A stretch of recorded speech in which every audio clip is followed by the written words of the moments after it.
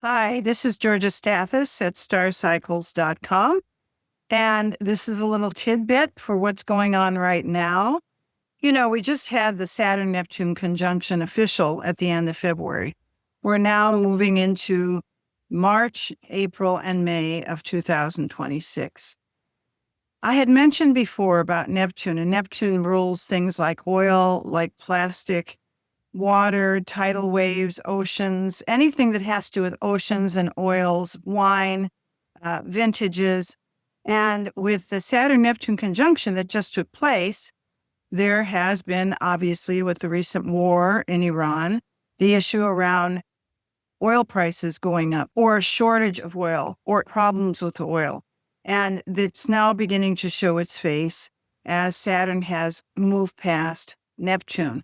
How this turns out, we don't know. It depends on who is running the show.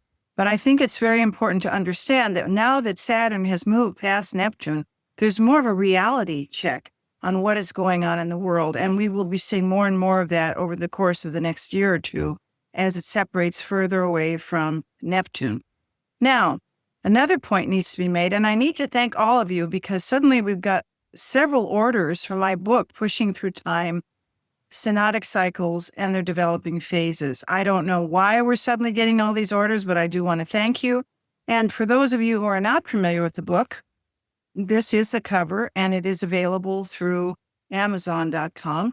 But I just wanted to read you a couple of paragraphs. This was written a few years ago. I have in this book covered all the conjunctions historically and have very clear graphs showing you how to use the system that I use.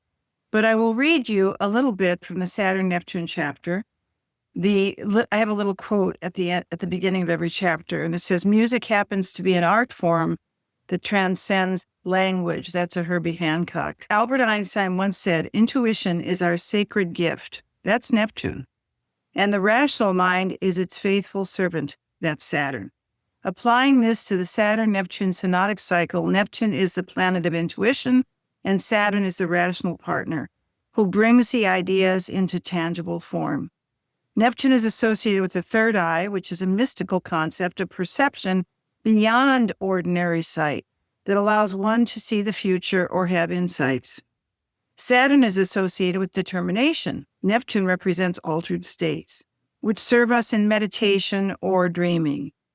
It is also associated, and I think this is going to be very important as we're seeing this cycle now beginning its new legs, shall we say. It is also associated with art, music, and photography. Saturn is known for tireless application. The Saturn-Neptune combination, as we know, returns every 35 to 36 years. It occurs in different parts of our horoscopes. Wherever it's happening in your chart is where you're being given the opportunity to make something that's a vision of yours more concrete. When Saturn aligns with Neptune, the opportunity to structure an inspired piece of material is possible if one is willing to engage with Saturn. And that's the thing. We have to be willing to engage with Saturn. Saturn is not exactly the most comfortable planet in the world. Saturn says, look, you'll get a reward, but you have to work really hard to get that reward. And that's Saturn. It's called discipline. It's focused. It's about reframing something so that you can see what the next step is to get something done. By engaging a positive Saturn with Neptune, one can create new art forms, get sober, or shore up something that seeps psychic energy out of an individual or an organization.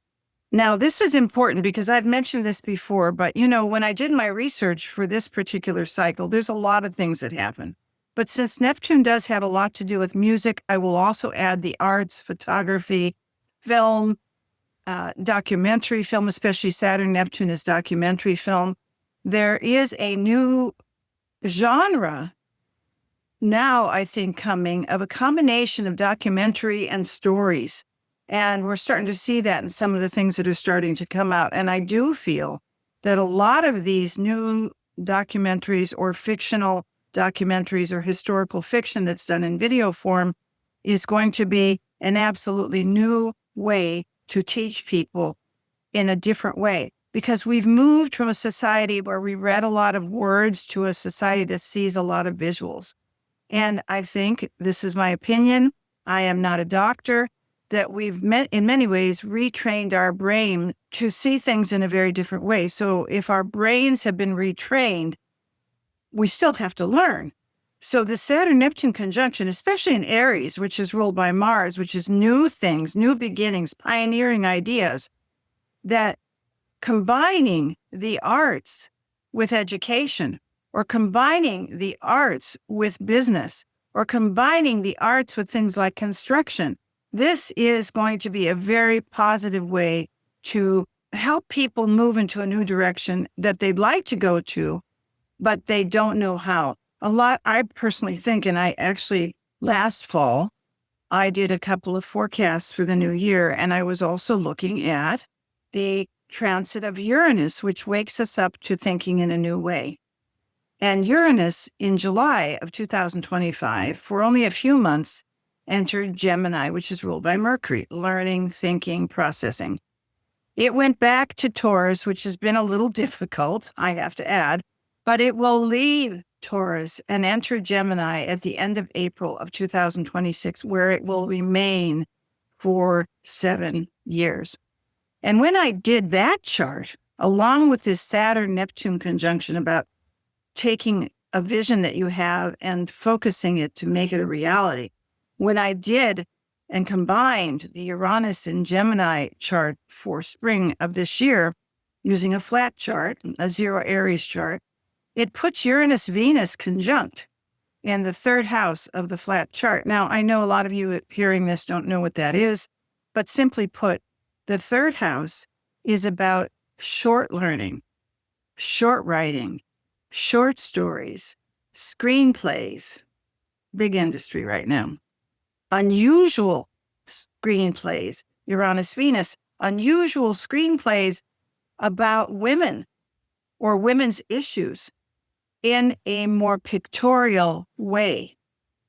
The other thing that I did mention when I did this forecast in the fall of last year was, with this conjunction taking place in the flat chart, the Uranus, along with this Saturn-Neptune conjunction in early Aries. Third house is a house of documentaries. It's also the house of wheels, mobility, cars, getting around on trains or cars. It's your neighbors. And how I felt, because there's a lot of changes happening with the commercial real estate industry right now, where there's a lot of open space. A lot of people are closing their businesses, and they're closing their businesses not because they aren't doing well, but because the overhead for the real estate has been inflated. So what do you do when you have a decent business and you're not a wealthy person, but you've been doing well, middle class, and suddenly the building in which you are doing your retail business is too expensive to maintain any sort of profit margin? Well, you get clever. Third house. And I said this before, and I think it's very true. In fact, I just saw an article about this. What about a mobile hardware store? What about a mobile library? What about a mobile bookstore? What about a mobile manicure or beauty spa in a truck? And the reason I brought that up is because when this first occurred in the summer of last year, I noticed that there was a lot of new kinds of trucks, not just the Amazon trucks that we see all over town, but trucks for, one particular was Asian and Mexican foods. It was a specialty truck. I noticed another truck that had red peppers on it, which was about selling peppers, various kinds of peppers to various kinds of neighborhoods. Now, very recently in the news, there was an article about a man in Philadelphia who had been in prison for, I think, 10 years or so. And when he came out, he decided he wanted to serve his community. So what he did is he put together a mobile laundromat, which I think is incredible, because here's Neptune water, Saturn, using water in a positive way, Uranus, Venus, third house, flat chart. He put together a mobile laundromat where he went through the neighborhoods, the unhoused neighborhoods in Philadelphia, and he offered to clean the clothes of the unhoused people. He has a dryer, he has a washing machine. I don't even know how he did that, but he did it. And it's a great service for the community. So, this is an extremely creative solution to things that we didn't think about before. And I love it because the Saturn can sometimes keep us thinking inside the box. But the Uranus coming in to create a wonderful aspect with Saturn is, okay, this is how we've been working in the past, but let's think outside the box and let's try to do something different. So my suggestion to the audience, especially during these very difficult times where we see this war in Iran, whether it ends or continues, we don't know. Think, what is missing? What is lacking? And that's part of Saturn. What do we need to survive? And what do we need that's practical? And how can we do it in a very different way that we never thought about before? And so be thinking about how you can move your life or your business or whatever you're doing that you love, that you feel has become limited in some way, and start to imagine without judging it. And I think that's key here. If you judge things, then the opportunity goes away, because once you start to say judgments about things, then you block the possibility. I am not suggesting by any means to be a Pollyanna about your life, but how can you do what you're doing that you love to do in a different way?